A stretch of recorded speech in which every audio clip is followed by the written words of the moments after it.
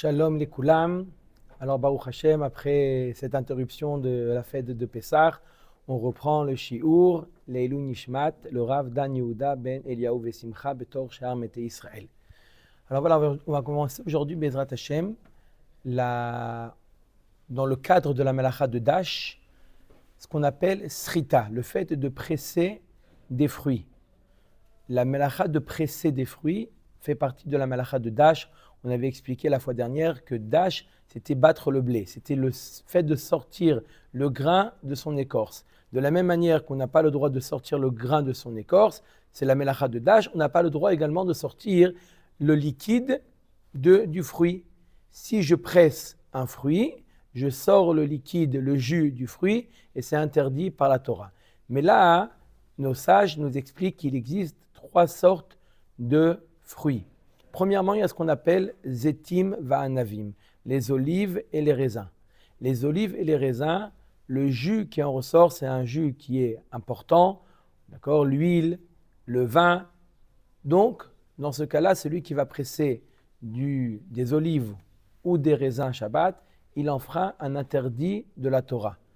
Zetim va'anavim, c'est interdit par la Torah. Pourquoi ? Parce qu'en général, on cultive les olives et les raisins pour en faire du jus. C'est vrai qu'on les mange également, mais la production principale des olives et des raisins, c'est pour en fabriquer du jus. Donc, le jus, il a une importance particulière et donc, lorsqu'on va les presser, c'est un interdit par la Torah. Maintenant, il y a les autres fruits, on appelle dans Chazal Tutim verimonim. Tutim verimonim, c'est les fraises et les grenades. Là, ce n'est pas l'habitude de les presser pour en faire du jus, mais ça existe des personnes qui en font du jus, donc c'est interdit midérabanan. C'est les Chachamim qui ont interdit de presser ce genre de fruits.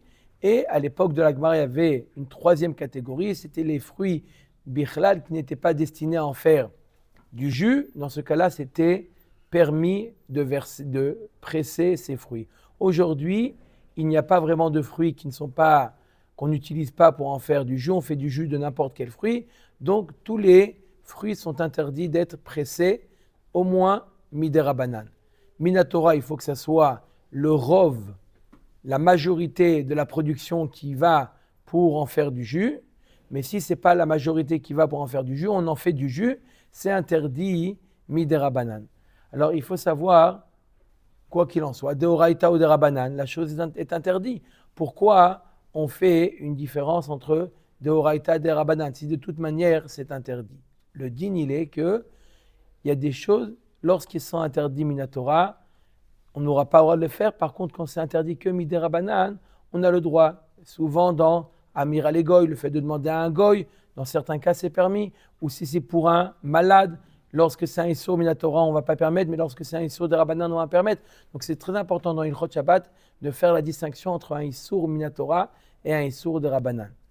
Pour revenir au type de fruits, le Rav Eliashiv prétend qu'aujourd'hui, presser une orange est interdit minatora. C'est vrai que dans Chazal, dans la Gemara, on parle que de Zetim va'anavim, que des olives et du raisin, parce qu'à l'époque, c'était la majorité de la production allait pour en faire de l'huile et du vin.